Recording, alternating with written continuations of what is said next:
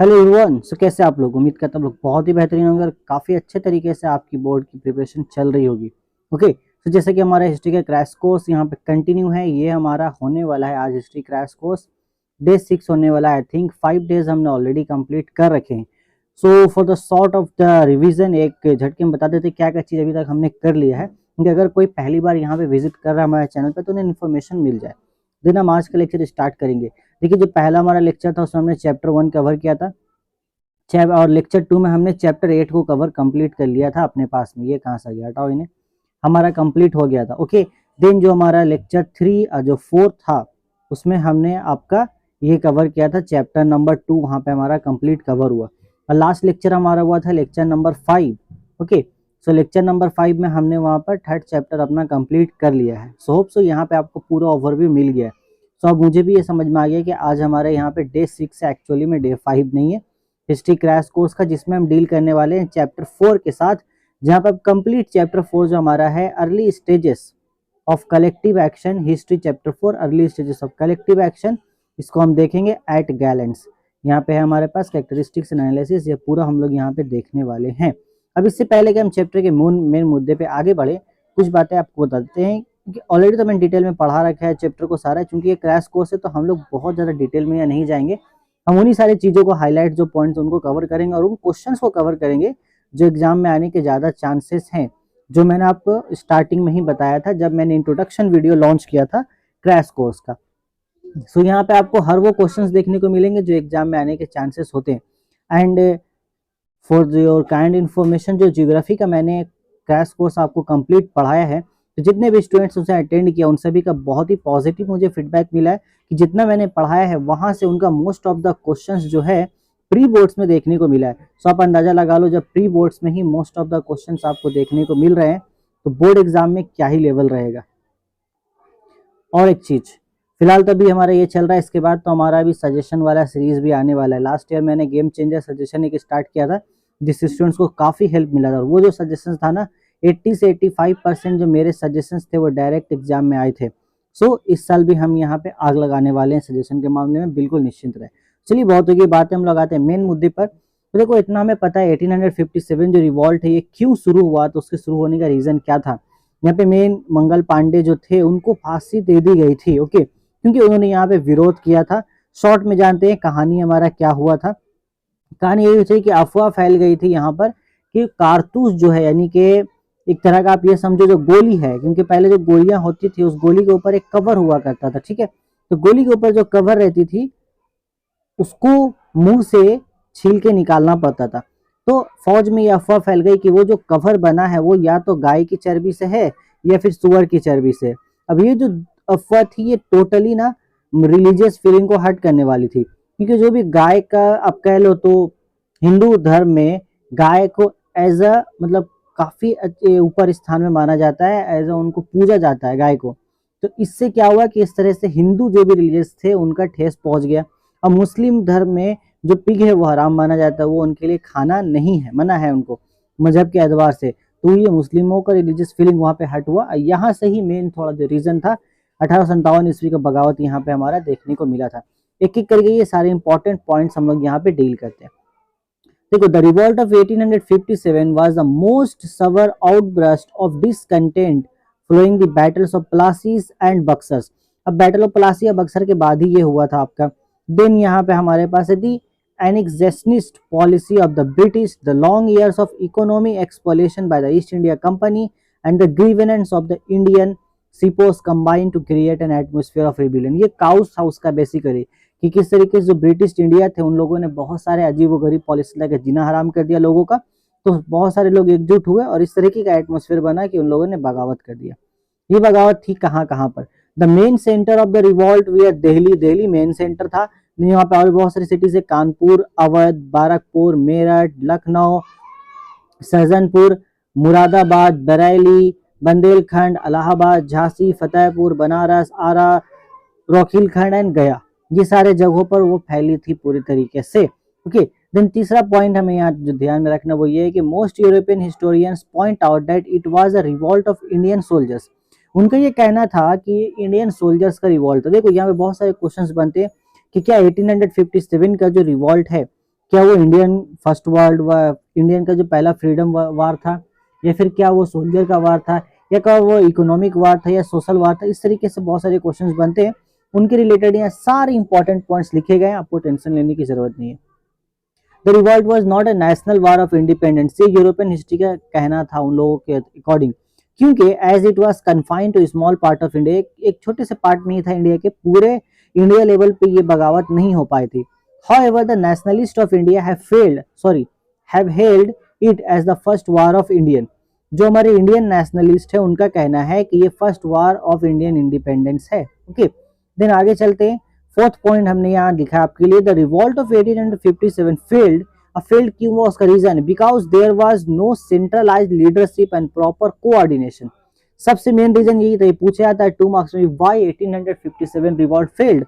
तो main reason यही था उसका कि यहाँ पे कोई भी एक प्रॉपर सेंट्रलाइज यानी कि एक प्रॉपर लीडर नहीं था जो सेंटर पे इनको पूरे तरीके से डील कर सके। ओके, छोटे छोटे टुकड़ों में ये जो है बढ़ गई थी, उसकी वजह कर क्या हो रहा था, किसी जगह पे कोई लीडर थे, किसी जगह पे लीडर नहीं थे, तो इस वजह से ये नहीं हो पाया था। यही बात है कि प्रॉपर कोऑर्डिनेशन नहीं मिल पा रहे थे। थोड़ा सा इसका कलर हम चेंज कर देते हैं। ओके, आइए, तो यहाँ पर अब आगे हम देखते हैं, there were no experience military generals among the rebel leaders. ये भी एक कारण था, उनके पास कोई एक्सपीरियंस लीडर नहीं था, एक्सेप्ट तंतिया टोपी, लक्ष्मीबाई, नाना साहब, इनके अलावा और भी कोई नहीं था। तो भाई अगर पूरे नेशनल लेवल पर हम यहाँ पे रिबेल कर रहे हैं, तो क्या सिर्फ 3 लीडर्स से यहाँ पे बात बनने वाला है? जाहिर सी बात है कि नहीं बनने वाला, हमें और ज्यादा एक्सपीरियंस लीडर्स की जरूरत थी, बट वो नहीं हो पाया था। So the lack of popular support and the apathy of the Indian rulers also contributed to the failure of the mutiny. ये पूरा रीजन था उसका। The revolt brought about a shift in British policy.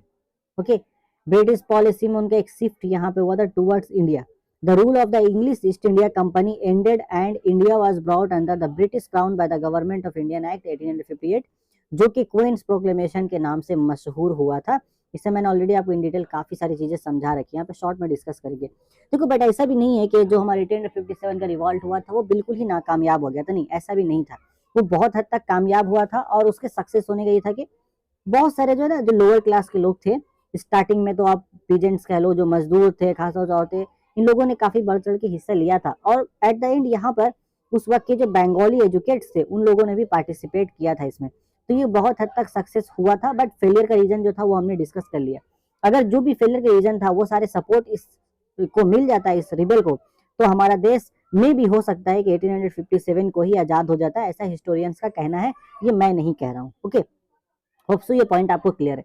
तो इससे एक तो फायदा हुआ कि ईस्ट इंडिया जो कंपनी थी उसका जड़ से उखाड़ फेंक दिया गया था, और इसके बाद अब अंग्रेजों ने नया पैतरा लाया था इंडिया को लूटने के लिए 1858 में, जो कि क्राउन रूल के नाम से फेमस हुआ था। और इसमें कुछ पॉलिसीज को, okay, point to be noted, कुछ पॉलिसीज को यहाँ पर बताया गया था, वो पॉलिसीज ही आई थी क्वींस प्रोक्लेमेशन के अंडर पे। ठीक है, सो वहाँ पे जो भी कुछ पॉइंट्स है क्वींस प्रोक्लेमेशन के बारे में आप ध्यान से रखोगे, मैं आपको कुछ कुछ बता देता हूँ। पहला पॉइंट से ये बोला गया था, राजा नवाबों को यकीन दिलाया गया था कि उनके साथ भाई कोई भेदभाव नहीं किया जाएगा, ठीक है, और उनका जो भी है उनको उसे दिया जाएगा। फिर किसी के भी मजहब में कोई भी मदाखलत यानी कि उसमें कोई भी इंटरफेयर नहीं किया जाएगा, ये चीज 1-2 नंबर में ये कही थी। तीसरे नंबर मुझे जहाँ तक याद है ये कहा गया था कि जो भी लोग थे जो अंग्रेज हिंदुस्तान के कत्ल व गारत में शामिल नहीं थे, उन लोगों को फांसी की सजा या कुछ भी नहीं किया जाएगा, उनको वैसे ही छोड़ दिया जाएगा। चौथा पॉइंट ऐड किया गया था कि जो भी यहाँ पर अब हम लोग अपॉइंट करेंगे यानी कि जो भी जॉब यहाँ पर दिए जाएंगे, ठीक है, तो वो काबिलियत के बल पर दिए जाएंगे, एबिलिटी को देख करके, ना कि यहाँ पे किसी सिफारिश का यहाँ पर काम चलेगा। तो मेन 4 to 5 पॉइंट्स मैंने आपको बता दिए हैं, बाकी डिटेल आपके नोट्स में शामिल है, आप उसको फॉलो जरूर कीजिएगा। नोट्स मैंने इंग्लिश वर्जन हो या फिर हिंदी वर्जन हो या फिर उर्दू वर्जन हो, सभी आपको दे दिया है। ठीक है, अगर हिंदी वर्जन को किसी का नोट्स अभी तक नहीं मिला है हिस्ट्री का, तो प्लीज एक बार बता देना, मैं वापस से अपडेट कर दूंगा व्हाट्सएप चैनल पर भी और टेलीग्राम पर भी, दोनों का लिंक डिस्क्रिप्शन पे मौजूद है, जाइए चैनल को ज्वाइन कीजिए। देखिए आगे देखते हैं हम लोग। The association of Ram Mohan Roy took the task of organising political associations. Okay, Ram Mohan Roy ने पॉलिटिकल एसोसिएशन बनाना तैयार किया था। 1836 में the first such association was formed which was called Banga Bhasha Prakashika सभा। अभी हमने ऑलरेडी चैप्टर 2 में भी इसके बारे में पढ़ रखा है, बंगा भाषा प्रकाशिका सभा के बारे में। ये क्या कहते हैं, उन्होंने it sent petitions and memorials to the government. ये गवर्नमेंट को बताते थे भाई ये गलत है, ऐसा मत करो, सही करो, ये गलत हो रहा है उसको रोका जाए। लैंड लॉर्डर्स की यहाँ पे बात, सॉरी लैंड होल्डर्स की बात कर दी। लैंड होल्डर्स सोसाइटी यानी कि Zamindar Sabha, founded in July 1838, marked the beginning of organised political activity it was establish to organise, किस लिए एस्टैब्लिश किया गया, to protest against unjust governmental policies, खासतौर से जो जमीन के रिलेट में जो भी यहाँ पे अनजस्टिस यहाँ पे हो रहा था, जो भी पॉलिसीज थी उनको यहाँ पे डिफेंड करने के लिए ये लैंड होल्डर्स यानी कि जमींदार सभा बनाई गई थी। होप सो ये पॉइंट आपको अच्छे से क्लियर। देन आते हैं इंडियन एसोसिएशन के बारे में। इंडियन एसोसिएशन 1876 में यहाँ पे आपको हुआ था। Organise the first all India agitation 1877 से लेकर 78 में हुआ था on the issue of the civil service and the press act. अब इन्होंने काफी हद तक काम किया था civil service and press act में। इन लोगों ने काफी उम्र भी घटाने गई कि उस वक्त जहां तक मुझे याद है सिविल सर्विस से बैठने की जो उम्र थोड़ी ज्यादा थी, बट इनकी मेहनत के बावजूद इंडियन एसोसिएशन ने जो मेहनत किया उससे ये फायदा हुआ कि उसमें उम्र घटा दी गई ताकि जो यंगस्टर थे वो जल्दी अटेंड कर पा रहे थे एग्जाम को। So it organised 2 national conference in Calcutta, एक 1883 में हुआ था, 1885 में हुआ था। अब पहला नेशनल कॉन्फ्रेंस इंडियन एसोसिएशन ने कब कराया था, ये क्वेश्चन पूछा जाता है, तो आंसर आपको याद होना चाहिए, दैट इज 1883। दूसरा हुआ था 1885 में। होप सो यहाँ तक भी सारी चीजें आपको क्लियर है। आगे देखते हैं हिंदू मेला के बारे में। जो भी यहाँ पॉइंट्स लिखे गए सब 2 मार्क्स में आ जाते हैं। सो मेक श्योर आप अच्छे से इन सभी चीजों को नोट डाउन कर रहे हो वीडियो को पॉज करके। सो आज मैंने वीडियो में कहा नहीं आपको कि कॉपी या कलम लेके बैठिए, क्योंकि उम्मीद है कि अब तक तो आपको आदत लग गई होगी इस चीज की। अगर फिर भी कोई ऐसे हैं जिन्होंने नहीं लेके बैठा है सो प्लीज कॉपी कलम निकालिए, चीजों को नोट कीजिए वीडियो को पॉज करके। अदरवाइज ये वीडियो आपके लिए सिर्फ एक एंटरटेनमेंट वीडियो बन जाएगा जहां पे आप सिर्फ चीजों को देख रहे हो और सुन के चले जा रहे हो। ओके आगे बढ़ते हैं। फिलहाल हम लोग हिंदू मेला वाज ऑर्गेनाइज्ड बाय नवगोपाल मित्र। ये सवाल बहुत आता है कि हिंदू मेला की स्थापना किसने की थी, तो नवगोपाल मित्र ने की थी। The newly established theatre was directly anti British. ये जो था डायरेक्टली एंटी ब्रिटिश थे। इट एक्सपोज्ड, क्या इन्होंने एक्सपोज किया तो वो देखते हैं। It expose the merciless tyranny of indigo planters.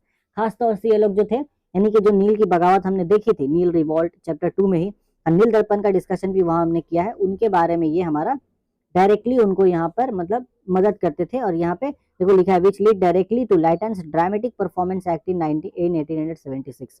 तो इन तरह से इन्होंने काफी ज्यादा मेहनत किया था। और हिंदू मेला का कुछ रिलीजियस भी पर्पस था, यहाँ पे रिलीजियस पर्पस यही था कि हिंदुओं में खास तौर से एकता पैदा करना और एक साथ जुट बना के रखना ताकि हिंदुस्तान में उन्हें कोई तोड़ ना सके। ओके इसके बाद हमारे पास है 19th century Indian literature roused national consciousness among the people।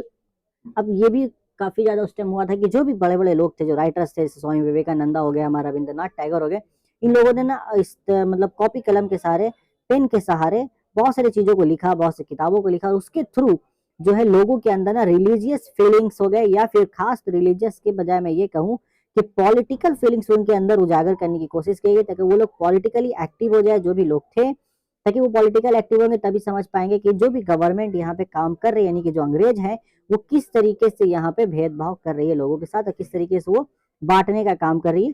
तो उनको रोकने का एकमात्र रास्ता ये था कि भाई खुद भी पॉलिटिक्स में उतरना होगा। पॉलिटिक्स में उतरने के लिए क्या था कि हमें उसके बारे में पहले जानना होगा। तो इस तरीके से बहुत सारे जो इंडियन लिटरेचर जो उन्होंने बहुत सारी चीज यहाँ पे वही लिखा है, Rouse national consciousness among the people. अब देखो कौन कौन है इसमें। A host of literary men like Bankim Chand Chatterjee, okay, Vivekananda and Rabindranath preached nationalism through their writings। अब क्या क्या लिखा था वो देख लो। बैंकिम चंद चटर्जी ने आनंद मठ लिखा था जो कि काफी फेमस हुई थी, और उस वक्त आनंद मठ से लोग काफी, खासतौर से अंग्रेज काफी ज्यादा डर गए थे, क्योंकि इस किताब को पढ़ने के बाद जो यंगस्टर्स थे खासतौर से उनके अंदर ना पॉलिटिकल बिहेवियर काफी ज्यादा डेवलप हो रहा था, और तो और वो लोग रिबेल करने के लिए भी तैयार थे कि भाई अब तो एकदम अंग्रेजों को ऐसा मार के भगाना है कि दोबारा वो कभी आए ना। इसलिए इस किताब को एक लेवल पे बैंड भी किया गया था अंग्रेजों के द्वारा। सो ये लिखा है played an important role in arousing national consciousness. The song Vande Mataram which features in his novel Anand Math becomes the national rhyme. तो जो हमारा नेशनल गीत है, जो हमारा कौमी तराना है, ये आनंद मठ जो बुक है इसमें ही लिखा गया है, वंदे मातरम। ये भी क्वेश्चन बहुत फेमस है तो ये भी आपको याद होना चाहिए। तो विद द ग्रोथ ऑफ, आगे देखते हैं, with the growth of nationalism the identity of India came to be associated with the image of Bharat Mata. Okay जिस तरीके से यहाँ पे नेशनलिज्म को ग्रोथ हो रहा था तो इंडिया का जो पहचान है वो ऐसा भारत माता के रूप में यहाँ पर दुनिया के सामने उभर करके सामने आया था। और भारत माता कुछ नहीं, भारत माता एक मशहूर पेंटिंग थी जो कि हमारे जो रविंद्रनाथ, यहाँ पे देखो लिखा है Rabindranath visions of nationalism found expression in his novel गोरा। बट ये जो भारत माता है ये हमारा रविंद्रनाथ जी नहीं बनाया था, ये अबिंदरनाथ जो थे उन्होंने बनाया था। ओके, मैं यहाँ पे थोड़ा सा कंफ्यूज हो रहा हूँ, आप मुझे मेरी हेल्प करें। एक अबिंद्रनाथ टैगोर थे, ओके, और एक थे गगनेंद्र नाथ टैगोर। सो मुझे ये कंफ्यूजन हो रहा है कि अबिंद्रनाथ टैगोर जी ने ये पेंटिंग बनाई थी या फिर गगनेंद्र नाथ जी ने ये टैगोर पेंटिंग बनाई थी।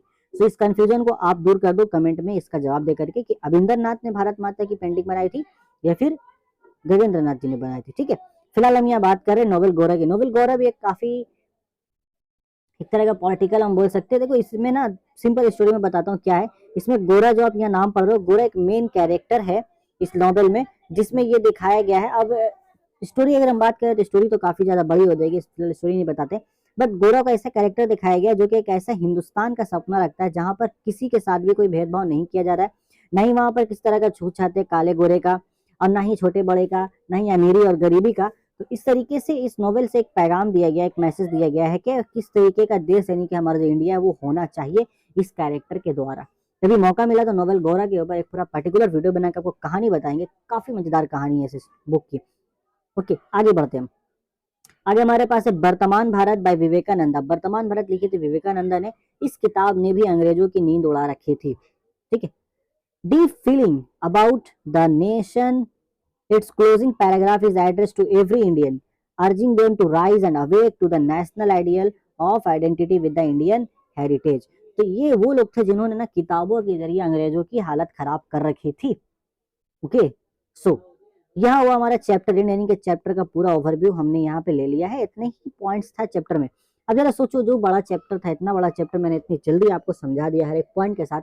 और ये की एक एक पॉइंट यहाँ पे नोट डाउन भी आप कर सकते हो वीडियो को पॉज कर करके।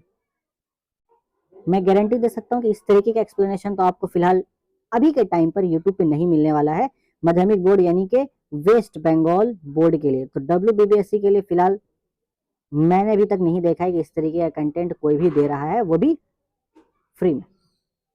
तो इसके लिए थोड़ा सा आप मेरी हेल्प करें ताकि मैं ज़्यादा से ज़्यादा स्टूडेंट तक रीच कर सकूं। बस आप हमारे वीडियो को शेयर कर दिया करें, ये आपका जो छोटा सा हेल्प होगा ये मेरे लिए काफ़ी ज़्यादा मोटिवेशन बनता है। होप सो आप इतना जरूर कर देंगे और चैनल को सब्सक्राइब जरूर कर लीजिए अगर पहला बार आ रहे हैं तो। अब वीडियो पसंद आता है, अच्छा लगता है मेरा एक्सप्लेनेशन, तो आप नीचे कमेंट कीजिए, कमेंट करके बताइए एंड देन वीडियो को लाइक भी कर दिया कीजिए। ओके, यहाँ पे कुछ क्वेश्चंस मैंने आपके लिए लिखा है जो क्वेश्चंस आपको छोड़ना नहीं है इस चैप्टर से। ऐसे तो इस क्वेश्चन में और भी इंपॉर्टेंट क्वेश्चंस है, बट ये जो 4 है ये ऐसे क्वेश्चन है जो नहीं छूटने चाहिए। पहला है analyse the political and economic causes of the great revolt of 1857। दूसरा है what was the attitude of the educated Bengali society towards the revolt of 1857। ये क्वेश्चन पहले भी आ चुका है बोर्ड में, बट मेरा जो इनर इंस्टिंक्ट कह रहा है कि इस बार यानी कि 2024 में जो एग्जाम होने जा रहा है इस बार भी ये क्वेश्चन हमारा रिपीट करेगा। सो इसको तो आप खास तौर से ही ध्यान रखना। क्वेश्चन नंबर 3 में discuss the reason for the failure of the revolt of 1857। देखो रीजन मैंने आपको बताया वहां पर, वो जो रीजन था वो 5 से 6 लाइन का था। ओके, बट ये जो क्वेश्चन है ना ये आप देख सकते हैं यहाँ पे 15 to 16 सेंटेंस यानी कि 8 मार्क्स के लिए लिखा गया। अगर ये क्वेश्चन 2 मार्क्स में आ जाता है जो मैंने ऊपर लिख दिया वो आपके लिए इनफ हो जाएगा, बट 4 या 8 मार्क्स में आता है देन आपको बड़ा जवाब लिखना है जो मैंने ऑलरेडी नोट्स में दे रखा है। आगे देखते हैं, justify with examples the popular nature of the revolt of 1857। मतलब इस सवाल का ना मैं मतलब समझा देता हूँ। पॉपुलर नेचर के माने हो गया कि 1857 रिवॉल्ट, जैसे मैंने आपको कहा कि बहुत सारे लोगों का कहना है कि ये एक सोल्जर का रिवॉल्ट था। ठीक है, बहुत सारे लोगों का कहना है कि कॉमन रिवॉल्ट था, बहुत सारे लोगों का कहना है इकोनॉमिक रिवॉल्ट था, बहुत सारे लोगों का ये कहना है कि ये इंडियन फर्स्ट आपका फ्रीडम वार था। तो इसी 3-4 जो मुद्दे इनके बारे में आपको थोड़ा थोड़ा करके, क्योंकि 8 मार्क्स का क्वेश्चन तो 4-4 लाइन करके आपको सबके बारे में लिख देना है, यहाँ पे आपको फुल 8 मार्क्स मिल जाएगा। सो होप सो कि आप इन क्वेश्चन की प्रैक्टिस कर रहे हो अच्छे से। और जो एक क्वेश्चन मैंने आपको दिया है बीच में वो प्लीज आप मुझे कमेंट करके बता दो, क्योंकि वहां पे मेरा कंफ्यूजन है कि आखिर किन्होंने उस भारत माता की पेंटिंग को बनाया। तो फिलहाल मैं भी लेता हूँ आपसे अलविदा। यहाँ पे हमारा होता है वीडियो तमाम। बहुत जल्द मिलूंगा मैं अपने नेक्स्ट वीडियो में जहां पर हम बात कर रहे होंगे हिस्ट्री के चैप्टर नंबर 5 के बारे में, यानी कि प्रिंटिंग प्रेस के इवोल्यूशन के बारे में। तब तक take care, till then good bye and all the best for your board exams.